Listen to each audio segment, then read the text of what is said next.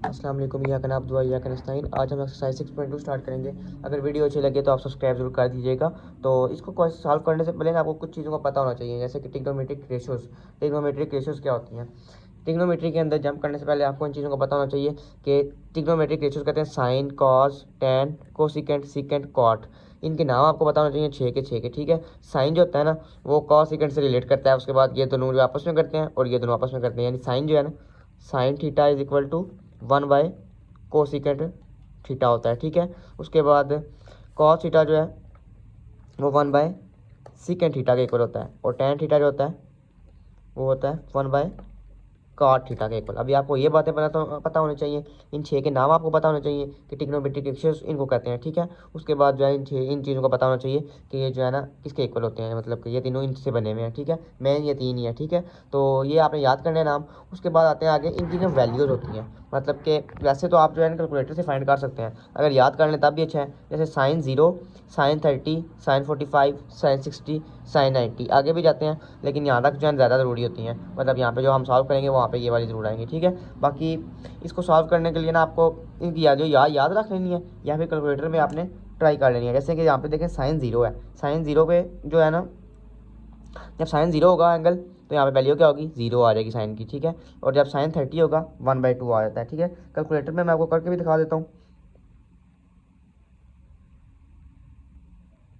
ये देखें 1/2 आ जाता है साइन 30, ठीक है। साइन 30 1/2 आ जाता है। इसी तरह आप सारी वैल्यूज पुट करेंगे ना बटे वाले कैलकुलेटर में, ऐसे फ्रैक्शन वाला, ठीक है। इसमें आप पुट करेंगे ना तो ये वैल्यूज आ रही हैं। अगर दूसरे वाले सिंपल वाले में करेंगे तो वो ऐसे फ्रैक्शन में नहीं आएंगे, वो पॉइंट्स में आंसर देगा। तो इस तरह से जो है ना आपने वो कैलकुलेटर भी रखना है, ये भी आपको समझ होगी। उसके बाद जो है ना, ये एक क्वेश्चन नंबर 1 जो है सॉल्व होगा इस तरीके से, यानी साइन जो होता है वो किसके इक्वल होता है, P/H। ये जैसे कि राइट एंगल ट्राइंगल है ना, उसके नीचे ये बेस होती है, ये हाइपोटेन्यूज, और ये परपेंडिकुलर, ठीक है। साइन जो होता है वो परपेंडिकुलर ओवर हाइपोटेन्यूज के इक्वल होता है, यानी ये दोनों इक्वल होता है, साइन इसके इक्वल होता है, ठीक है। और कॉस जो है बेस ओवर हाइपोटेन्यूज के इक्वल होता है। ये दोनों चीज़ें आपने याद रखनी है, बाकी इन्हीं से निकल आएंगी। देखें ये दोनों आपने याद रखनी है, साइन P/H, कॉस B/H, ठीक है। PB/SC, इस तरह आपने याद रख लेनी है। और जो है ना टैन, टैन देखिए होता है किसके इक्वल है, साइन बाय कास के इक्वल होता है, ठीक है। टैन जो है साइन बाय कास के इक्वल होता है, जो वैल्यू इन दोनों को डिवाइड करके आती है वो टैन की होती है। P/H, B/H, ये देखिए इनके ऊपर ये रखा है साइन, नीचे कॉस रखा है, ठीक है। और आंसर क्या है, H से कटने गया, और P/B, टैन की वैल्यू क्या आती है, P/B। ये वाली वैल्यू जो है इससे निकल आई है, और ये दोनों आपने याद रखनी है। आगे कोसिकेंट जो है, कोसिकेंट मैंने आगे आपको बताया था 1/, जैसे कि यहाँ पे ऊपर मैंने बताया आपको, कोसिकेंट किसके इक्वल होता है, sine theta is equal to one by cosecant theta. तो इस वजह से जो है ना यहाँ पे उल्टा कर देंगे इन वैल्यूज़ को, H/P हो जाएगा। P/H था साइन, और कोसिकेंट हो जाएगा H/P, और कॉस जो B/H था, और सिकेंड हो जाएगा H/P, और इसी तरह कॉट भी जो है ना B/P हो जाएगा, उल्टा हो जाएगा, ठीक है। तो हमने तीन चीज़ें पढ़ी हैं। मैंने पहले ये कि इन ट्रिग्नोमेट्रिक रेशियोज के नाम आपको आने चाहिए, ठीक है। उसके बाद दूसरी चीज़ ये कि इनकी वैल्यूज़ जो है यहाँ पे या आपको पता होना चाहिए, या फिर आपको पता होना चाहिए कैलकुलेटर पे हम ये लिखेंगे तो आ जाएंगी, ठीक है। और तीसरी चीज़ ये कि ये चीज़ें आपको दोनों पता होनी चाहिए, इन दोनों से ये चीज़ें भी आराम से फाइंड हो जाएंगी। आज क्वेश्चन नंबर 1 है, इसकी तरफ आते हैं, क्वेश्चन की तरफ। क्वेश्चन सॉल्व करेंगे तो आपको अच्छी तरह समझ आ जाएगी। यहाँ पे दिए है उसने एक ट्रायंगल, ठीक है, 90 की, जो राइट एंगल ट्रायंगल होती है उसका एंगल होता है 90, इसको 90 डिग्री की ट्रायंगल भी कहते हैं, राइट एंगल ट्रायंगल को, ठीक है। और आपको कह रहा है ट्रिग्नोमेट्रिक रेशियोज फाइंड करके दो, यानी अभी जो हमने पीछे पढ़े हैं ना, साइन P/H के इक्वल होता है, कॉस B/H के इक्वल होता है, और टैन जो होता है P/B के इक्वल होता है, इससे निकलता है, ठीक है। तो यहाँ पे आप देखें P कौन सा है, यहाँ पे सबसे पहले बी देख लें, बेस, नीचे वाली बेस होती है, ये बेस दी हुई है, ठीक है। उसके बाद ये जो हाइट से ना बनी होती है इसको पी कहते हैं, ठीक है। और हाइपोटेन्यूज होता है H इज इक्वल टू, ये जो ऐसे स्लोप सी बनी होती है इस तरह टेढ़ी सी करके, ठीक है। अब P/H, पी कौन सा यहाँ पे भी हमने किया 10, यहाँ पे क्या लिख लेंगे 10/3, और नीचे आ जाएगा H 20, आगे इसको काट लें 1 और 2/3/2, ठीक है। ये हमने फाइंड कर लिया साइन P/H को। उसके बाद B/H, बी की क्या वैल्यू दी हुई है यहाँ पे, बी की है 10, बी 10 है, सिर्फ 10 है, और H क्या है 20, 1 और 2 कटने जाते हैं, 1/2 आ जाएंगे, ठीक है। उसके बाद 10 P/B, P क्या है यहाँ पे √3/2,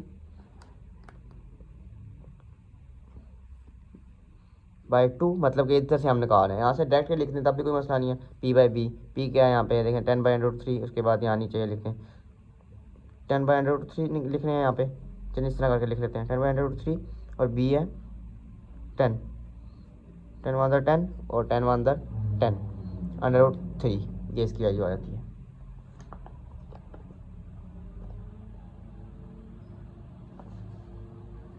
tan थीटा की, ठीक है।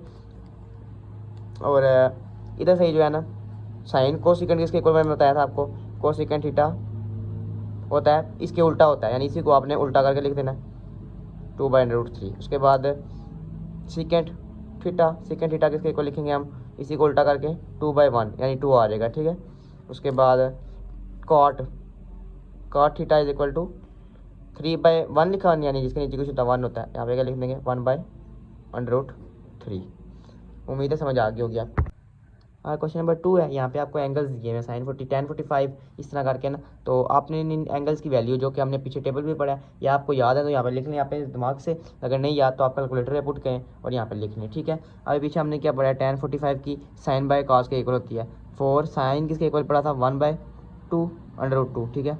उसके बाद काज भी 1/√2, 45 पे दोनों सेम होती हैं। अब ये देखें 1/√2 1/√2, इन दोनों को करेंगे तो अंडर रूट कटने जाएगा, 1/1 आ जाता है, यानी tan किसके इक्वल होता है साइन बाय कास के इक्वल। तो यहाँ पे क्या लिख लेंगे 1, ये देखें यहाँ पे कैलकुलेटर पे भी अगर हम करेंगे तो यही बताएगा tan 45 किसके इक्वल है 1 के इक्वल।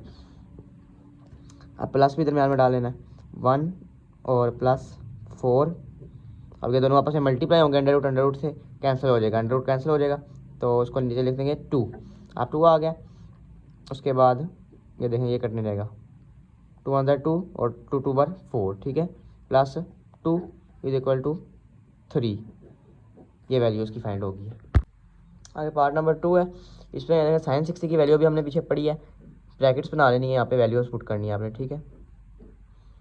sin 30 की 60 की वैल्यू थी √3/2, cos 60 की थी 1/2, sin 30 की पड़ी है 1/2 और cos 30 की √3/2।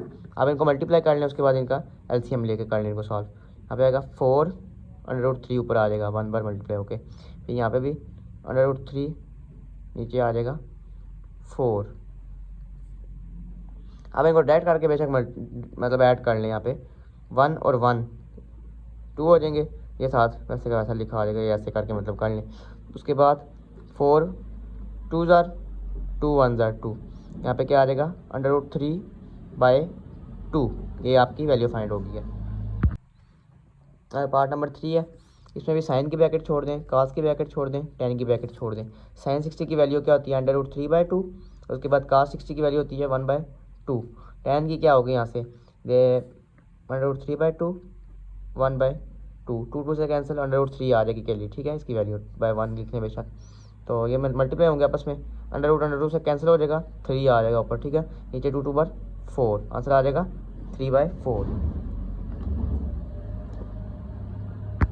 क्वेश्चन नंबर 3 आपने यहाँ पे लेफ्ट हैंड साइड को राइट हैंड साइड के बराबर बनाना है, ठीक है। इसको प्रूव करना है कि ये इसके अंदर वैल्यूज पुट करेंगे तो 1 के इक्वल आ जाएंगी। चलिए वैल्यूज पुट करते हैं, स्केयर भी है यहाँ पे, ठीक है, स्केयर प्लस यहाँ पे भी जो वैल्यू पुट करेंगे उसका स्केयर लिया जाएगा।